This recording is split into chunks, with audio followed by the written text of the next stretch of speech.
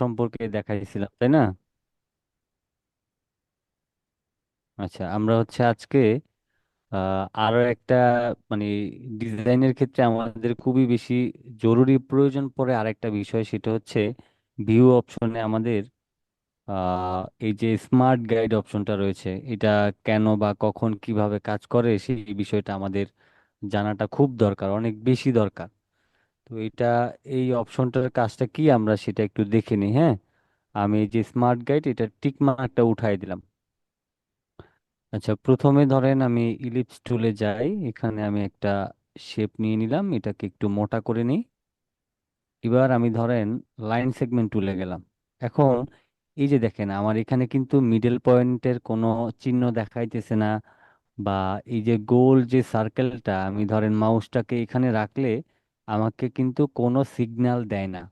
অনেক সময় দেখবেন যে আমরা যখন গোল সার্কেল হোক বা লম্বা সার্কেল হোক, আমরা যদি মাউস পয়েন্টটাকে আশেপাশে রাখি, এটা কিন্তু আমাদেরকে প্রায় সময় একটা সিগন্যাল দেয় গ্রিন কালারের, যে আপনি এখন সেন্টার পয়েন্টে আছেন। তো এই যে ভিউ থেকে যে স্মার্ট গাইড অপশনটা আছে, এই অপশনটা ঠিক ওইরকমই কাজ করে। এটা শর্টকাট হচ্ছে, এটাকে অ্যাক্টিভ করার জন্য কন্ট্রোল ইউ চাপলে এটা অ্যাক্টিভ হয়ে যাবে। অথবা আপনি হচ্ছে এই ভিউতে গিয়ে আপনি এই যে স্মার্ট গাইড অপশনটা আছে এটাতে চেক মার্ক দিয়ে দিবেন।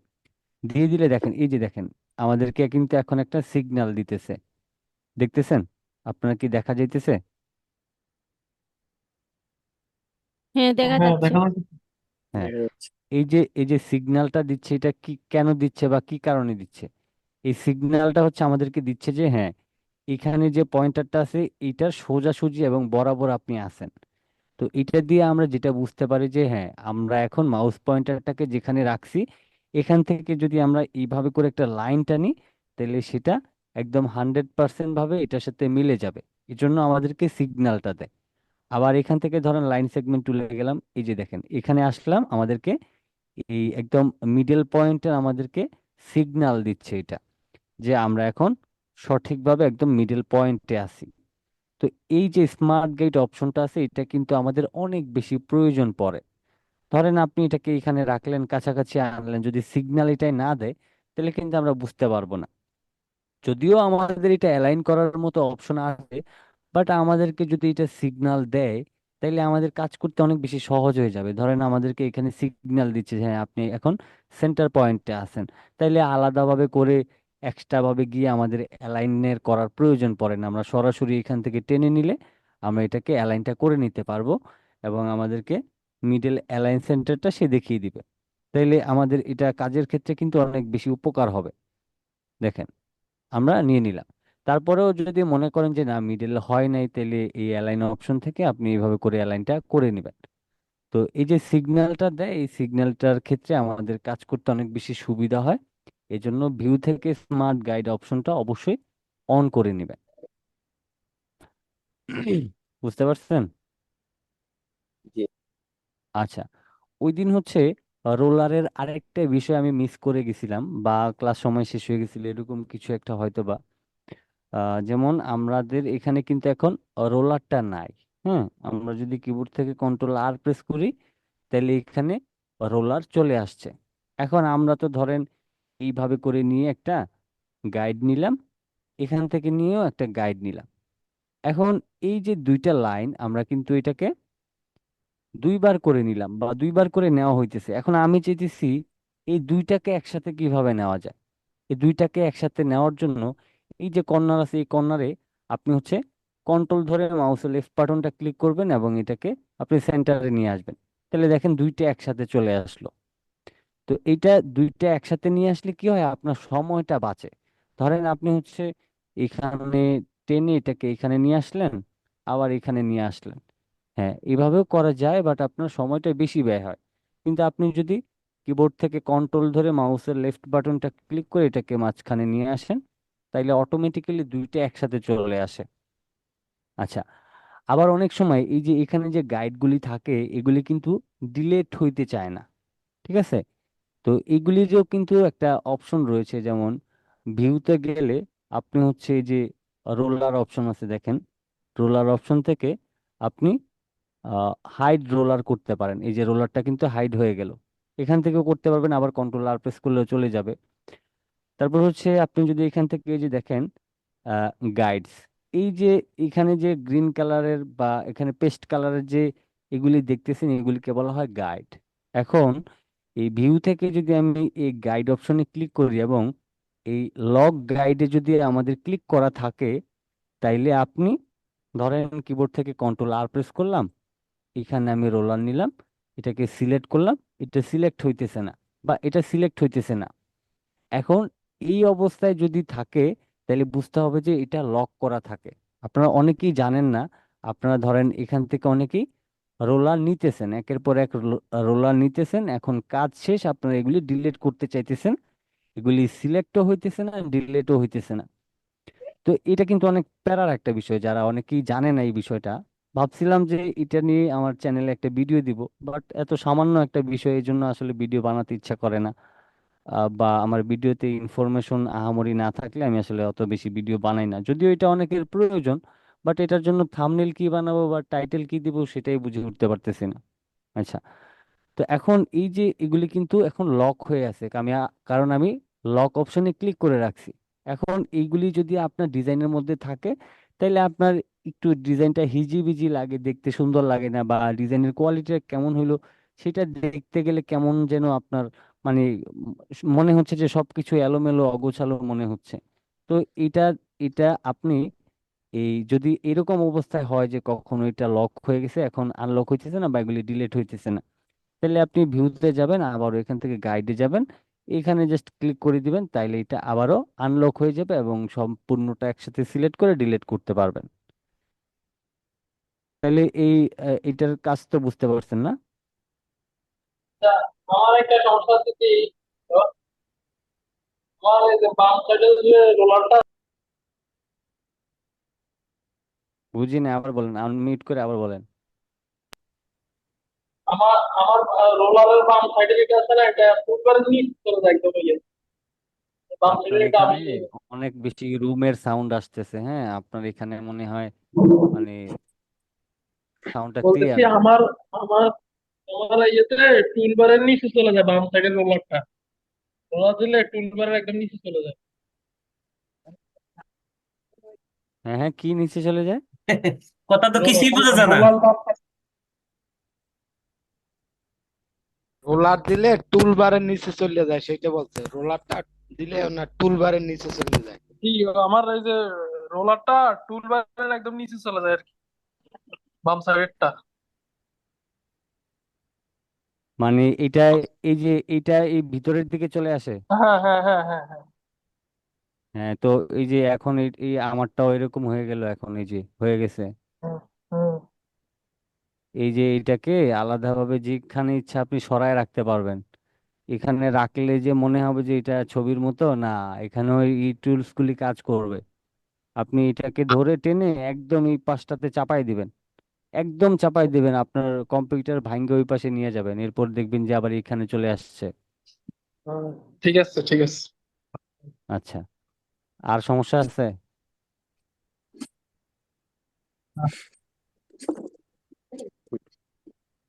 আচ্ছা, আর একটা হচ্ছে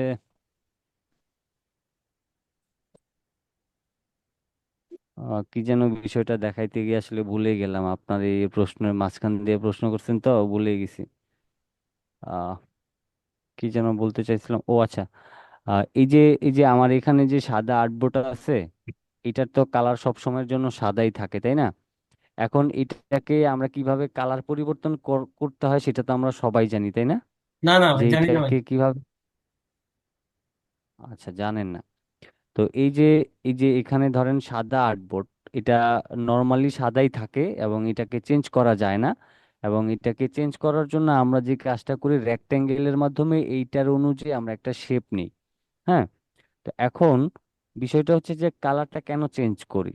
অনেক ডিজাইনের ক্ষেত্রে আমাদের এমন কিছু কালার ব্যবহার করা লাগে বা ব্যবহার করতে হয়, যেটা হচ্ছে যে আমাদের এই সাদা ব্যাকগ্রাউন্ড থাকলে আমাদের ডিজাইন করতে অনেক বেশি অসুবিধা হয়। এগুলি আপনারা আস্তে আস্তে করে বুঝতে পারবেন যে ধরেন সাদা কোনো একটা কালার, ধরেন অফ হোয়াইট কালার বা একদম সাদা কালারই ধরেন কোনো একটা ডিজাইনের মধ্যে আপনি হোয়াইট কালারটা ব্যবহার করছেন। এখন এই যে ব্যাকগ্রাউন্ডটা সাদা হওয়ার কারণে আপনার ডিজাইন করতে কিন্তু অনেক বেশি সমস্যা হবে, বা সমস্যা ফেস করবেন, আপনার শেপটা দেখা যাবে না এখানে সাদা হওয়ার কারণে। এখন এটা যেহেতু সাদা হয়ে গেছে বা এটা সাদাই থাকে, এখন এটাকে কিভাবে কালার পরিবর্তন করা যায়?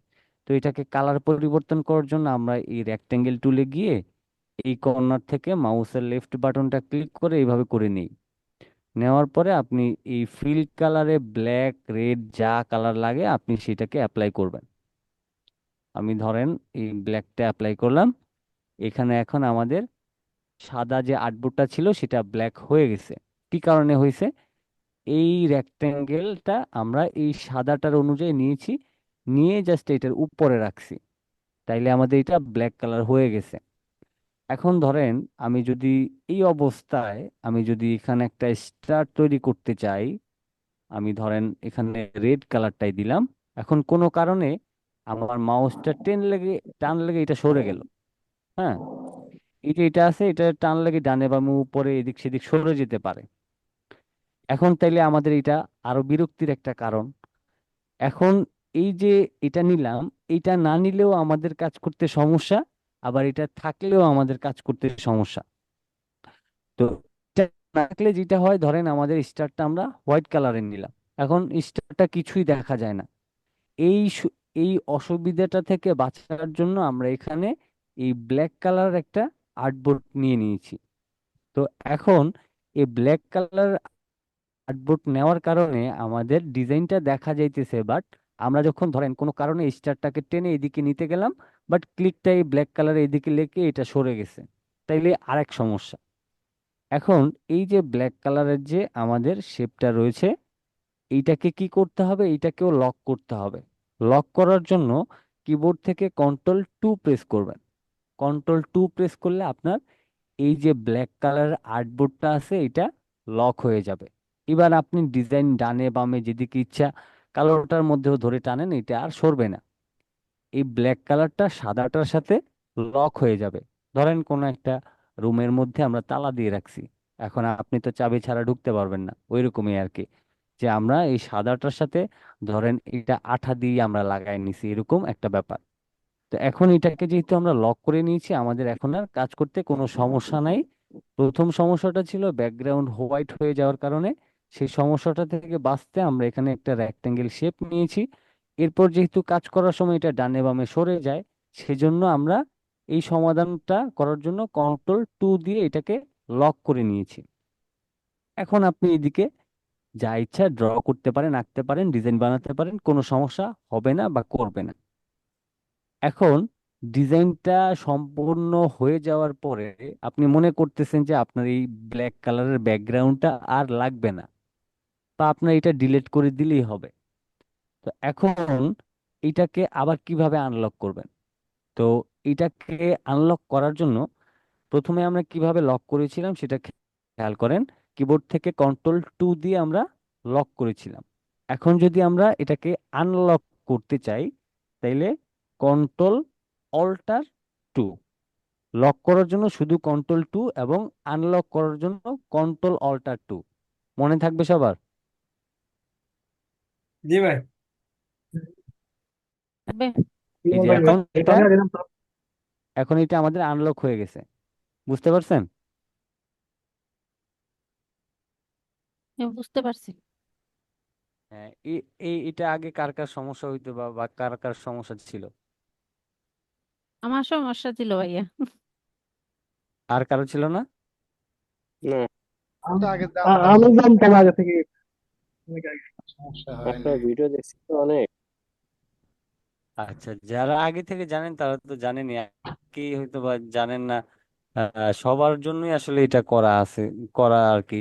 যে এটা এই টুকটাক বিষয়গুলি আসলে কাজের ক্ষেত্রে অনেক বেশি আমাদের বিরক্তির কারণ হয়ে দাঁড়ায় আর কি। এই জন্য আসলে এগুলি দেখিয়ে দেওয়া, এগুলি আসলে দেখবেন যে আপনি অনেক বড় বড় কাজ খুব সহজে করে ফেলতেছেন, বাট এই সামান্য কিছু বিষয়ের জন্য খুব বিরক্ত লাগতেছে বা খুব বিরক্ত বোধ হইতেছে। তো এইরকম এখন আমাদের এই টুলস এর কাজগুলি শেখা হয়েছে, এই পাশের কাজগুলি শেখা হয়েছে। তারপরে এখন আমরা উপরের যে অপশনগুলি রয়েছে সেইগুলি আমরা আলাদাভাবে পরিচয় করাবো না একটার সাথে আরেকটার। সেটা হচ্ছে আমরা প্র্যাকটিক্যালি লোগো ডিজাইন করতে গিয়ে আমরা বাকি উপরের কাজগুলি শিখব। এবং এই যে উপরের কাজগুলিও কিন্তু মোটামুটি আমাদের শেখা হয়েছে, বাট এইটার ভিতরে কিছু অপশন আছে যে কাজগুলি আমরা এখন শিখব। ওকে। তো এই যে এইটার এই যে স্টক লেখার ভিতরে কিন্তু অনেক কাজ আছে, অনেকগুলি কাজ আছে এখানে, অনেক ব্যাপার আছে যেগুলি আপনাদেরকে বুঝতে হবে। চলেন শুরু করি। প্রথমে আমি এখান থেকে ইলিপস টুলে গেলাম, অল্টার এবং শিফটটাকে ধরলাম। এখন কিন্তু এটা ফিল কালার অবস্থায় আছে। আমরা ফিল এবং স্ট্রোক তো সবাই বুঝতে পারতেছি না যে ফিল কি আসলে স্ট্রোক কি। জি জি। হ্যাঁ। তো এখন আমি যদি এই অবস্থায় যদি এখানে ক্লিক করি, এখনো দেখেন এগুলি কিন্তু সব ডিজেবল হয়ে আছে। ডিজেবল হয়ে থাকার কারণ হচ্ছে এটা ফিল কালার, আর এই অপশনটাই পুরোটা হচ্ছে স্ট্রোক কালারের জন্য। এই জন্য এগুলি সব ডিজেবল হয়ে আছে। এখন এটাকে ইনেবল করার জন্য আমাদের এই ফিল কালারটাকে স্টকে নিয়ে আসতে হবে, অথবা শুরু থেকে আমরা স্টক কালার নিয়ে এখানে কাজ করতে পারি। আচ্ছা, এবার এখান থেকে আমরা আমাদের প্রয়োজন অনুযায়ী এটাকে কিছুটা বাড়ায় নিলাম।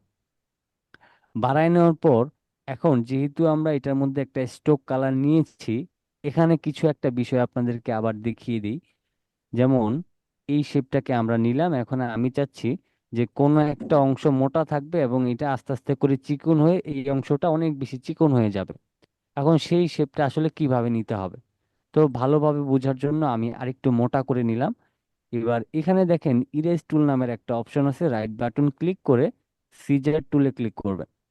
এবার আমি ধরেন এখানে একটা ক্লিক করে দিলাম।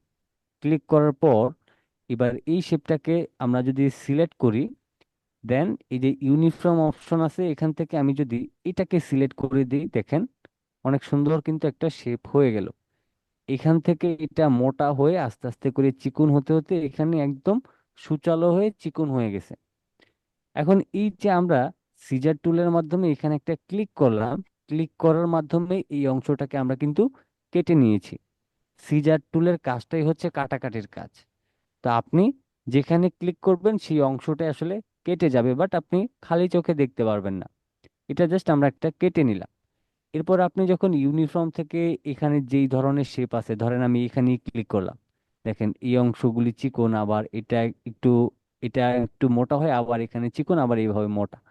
তো এখানে যেই ধরনের শেপ দেওয়া আছে ঠিক সেই ধরনের আকৃতি আপনি তৈরি করতে পারবেন এইগুলিতে আপনি ক্লিক করে।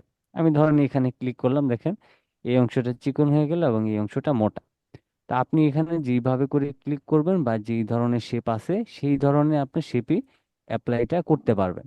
তারপর ধরেন আমি যদি এটা অ্যাপ্লাই করি, এটাই অ্যাপ্লাই হবে।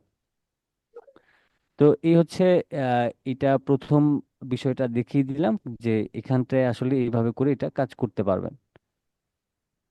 এবার আমরা স্টকের বেলায় আসি। আমি ধরেন ইলিপস টুলে গেলাম, আমি এখানে একটা রেক্টেঙ্গেল শেপ নিলাম এবং এটার ভ্যালুটা কিছুটা বাড়ায় দিলাম। এখন এটা কিন্তু স্টক কালার আছে। আমরা যদি এই স্টক লেখার উপরে ক্লিক করি, এখন দেখেন এগুলি সব কিন্তু ইনেবল হয়ে গেছে। এই জিনিসটা একটু ভালোভাবে খেয়াল করবেন, এখানে আমাদের অনেক অনেক কাজের প্রয়োজন আছে এবং অনেক বেশি প্রয়োজন পড়বে এই কাজগুলি। প্রথমেই হচ্ছে দেখেন এখানে যে অপশনটা রয়েছে, এই যে এই অপশনটার যে কাজটা, এটার কাজও কিন্তু এই একই। আমি এখানে ক্লিক করলাম, দেখেন এখানকার যে কাজ এটা এবং এটার কাজ একই। এবার হচ্ছে এইখানকার বিষয়টা আসি, এখানকার কাজটা আসলে কি।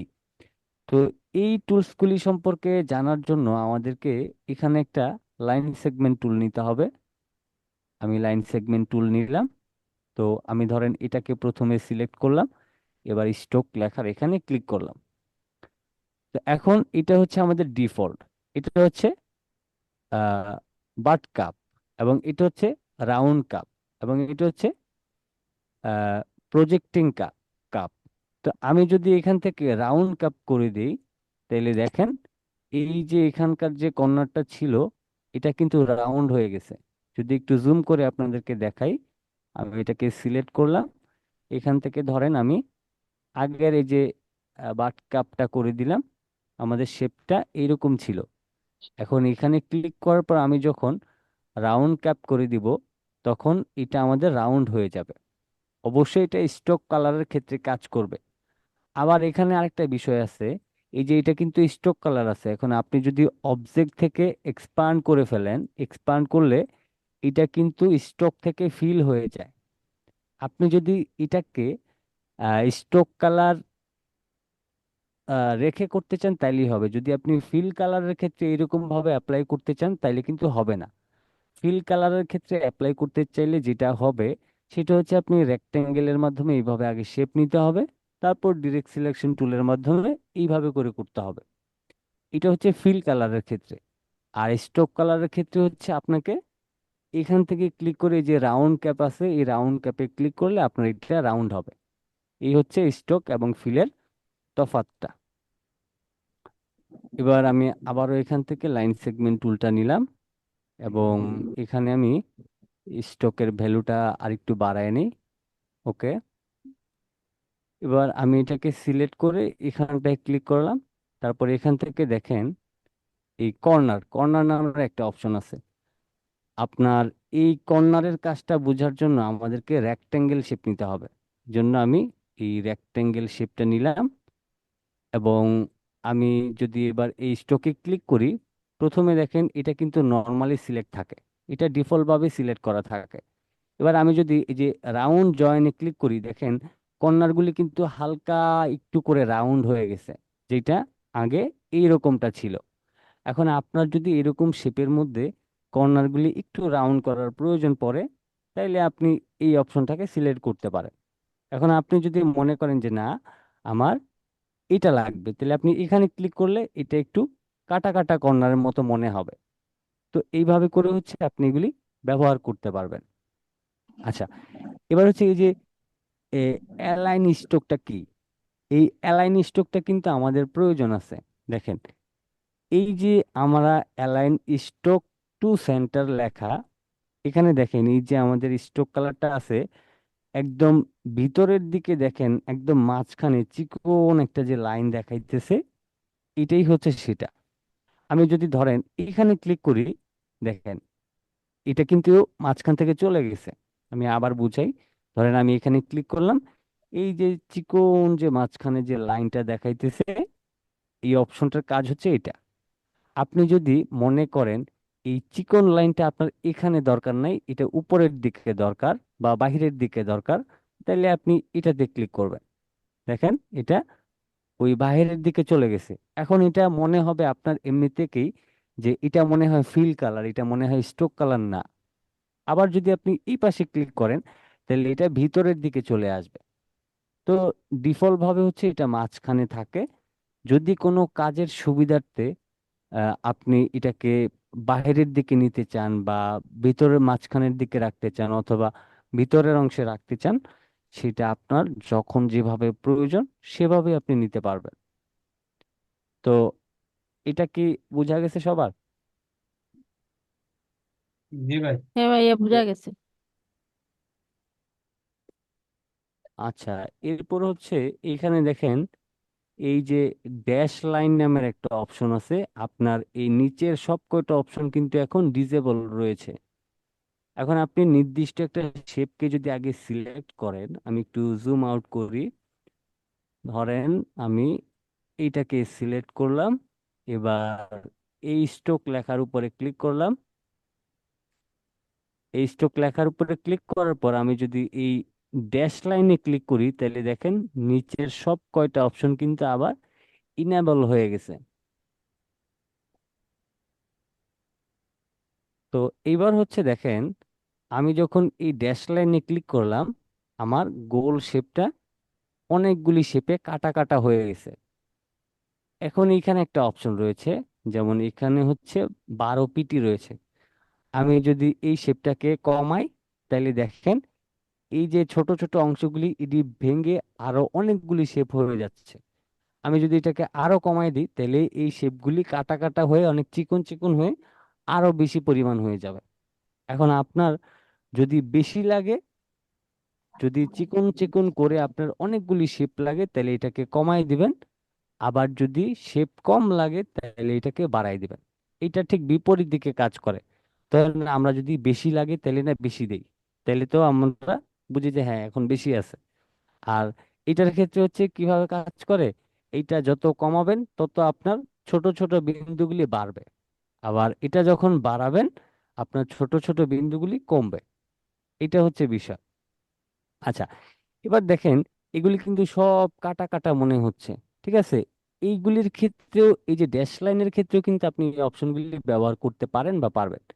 আমি যদি এখন রাউন্ড ক্যাপ করে দিই, দেখেন সব কয়টা কিন্তু রাউন্ড ক্যাপ হয়ে গেছে। ওকে, এবার আমি ধরেন এখান থেকে কিছু শেপ কমায় নিতেছি, বা বাড়ায় নিতেছি। আমি কিছুটা বাড়ায় নিই, আমি বাড়ায় নিলাম।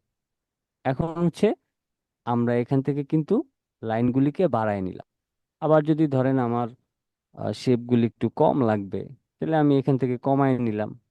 অথবা হচ্ছে আমি এখান থেকে আরো এখান থেকে কিছুটা দিয়ে দিলাম, ধরেন 10 দিয়ে দিলাম।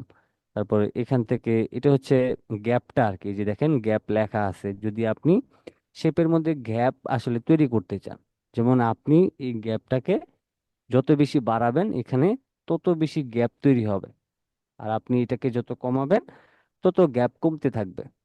এবার হচ্ছে ড্যাশ, আপনি ড্যাশটা ধরেন আমি এখান থেকে একদম কমায় দিতেছি। আমি ধরেন এখান থেকে একদম আহ আমি দেখি আর একটু অনেকটা বাড়ায় দিই, দেখি কি হয়। আপনি ড্যাশটা ঠিক এরকম কম বেশি করতে পারবেন। তো সেই ক্ষেত্রে যে পিটি অপশনটাও এখানে রাখা যাবে না, যদি এটা প্রয়োজন না পড়ে সরাসরি আপনি কেটে দিতে পারবেন। তারপরে এখানেও একটা এই যে গ্যাপ অপশন রয়েছে, আপনি ধরেন এটাকে যদি কিছুটা বাড়ায় দেন সেক্ষেত্রে আপনার এরকম ভাবে তৈরি হবে। তো এখানে হচ্ছে কি, দেখেন দুইটা দুই রকমের শেপ হয়ে গেছে কিন্তু। যদি এই ধরনের, এই যে দেখেন এটা একটু লম্বা এবং এটা হচ্ছে একদম গোল। তো এখানে বেশ কিছু অপশন আছে যে আপনার প্রথমে হচ্ছে ড্যাশ, তারপরে গ্যাপ, আবার ড্যাশ, তারপর গ্যাপ। তা আপনি যদি এই প্রথম অপশনটা ব্যবহার করেন তাহলে প্রথম অপশনটার জন্য ধরেন এই গোল বৃত্তগুলি আসবে। আবার দ্বিতীয় ড্যাশ অপশনটা ব্যবহার করে যদি গ্যাপ অপশনটা ব্যবহার করেন তাহলে এখানে দুইটা আলাদা রকমের দুইটা শেপ হবে। তারপরে আবারও একটা ড্যাশ আছে, আবারও একটা গ্যাপ আছে। তো আপনি তিনটা ধাপে এটাকে আসলে নিতে পারবেন। তো আমরা এখানে দুইটা ধাপ ব্যবহার করছি, যেমন এই ড্যাশটা ব্যবহার করেছি, এই গ্যাপটা ব্যবহার করেছি। এই জন্য এখান থেকে ধরেন প্রথমটাই ধরেন এটা, আমরা এটাকে অ্যাক্টিভ করেছি। এরপর এই ড্যাশটাকে অ্যাক্টিভ করেছি এবং এটাকে অ্যাক্টিভ করেছি, এই জন্য আবার এখানে গোল বিন্দুটা তৈরি হয়েছে আলাদাভাবে। তার মানে একটা শেপের মধ্যে আমরা দুই রকমের দুইটা শেপ তৈরি করেছি। তো এটা হচ্ছে আমাদের এই রকম টাইপের। তো হয়ে গেল, এটা আমরা বুঝে গেলাম। এখন আপনি যদি এই ড্যাশ এবং গ্যাপ একটা ব্যবহার করতে চান তাতেও কোনো সমস্যা নেই। আবার যদি ধরেন আপনি তিনটা ব্যবহার করবেন তাতেও কোনো সমস্যা নেই। তাহলে তিনটা তিন ধরনের আলাদা আলাদা আপনি শেপ পাবেন এখানে। তো বিশেষ করে এখানে এই একটাই ব্যবহার হয়।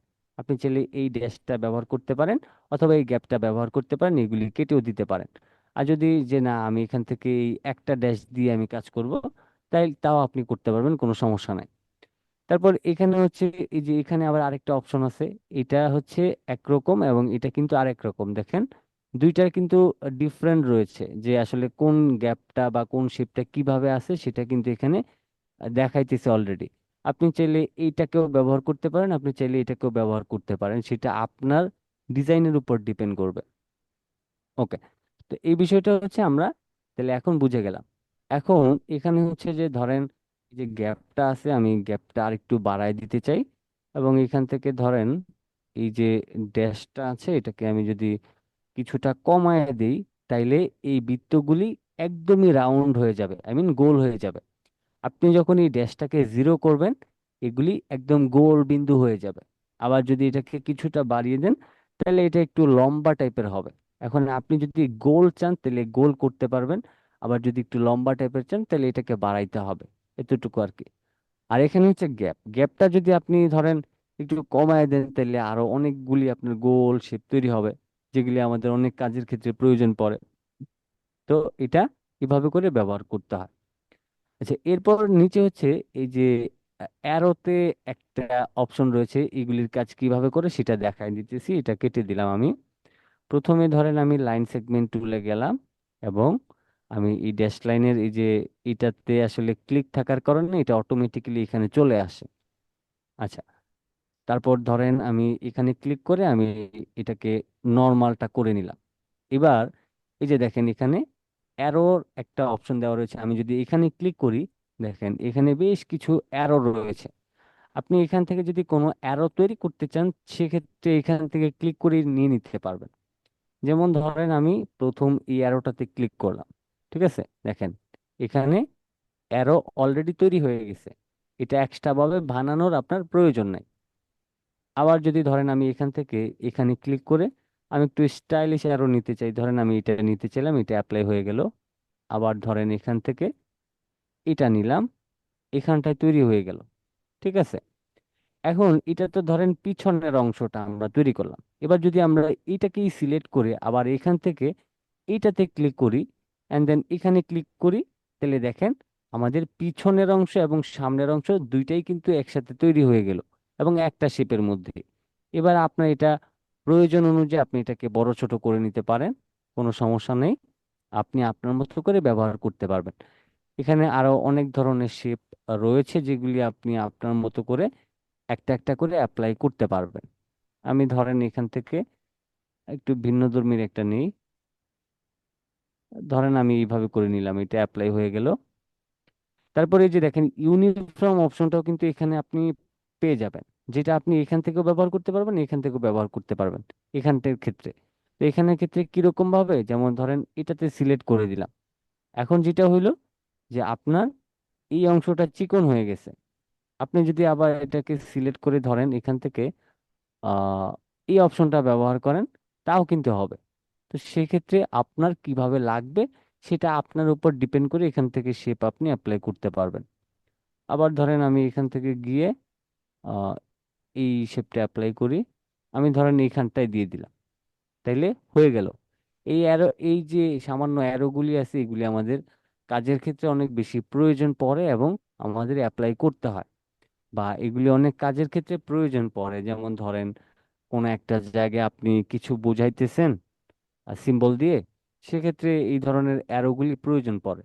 তো এত কষ্ট করে আমাদের পেন টুল দিয়ে বানানোর প্রয়োজন নেই, যেগুলি অলরেডি বানানো আছে সেগুলিতে জাস্ট একটা লাইন সেগমেন্ট টুল নিব, এরপর হচ্ছে আমরা এই অ্যারোতে ক্লিক করে আমাদের যেই ধরনের অ্যারো লাগবে সেটা আমরা নিয়ে নিতে পারবো।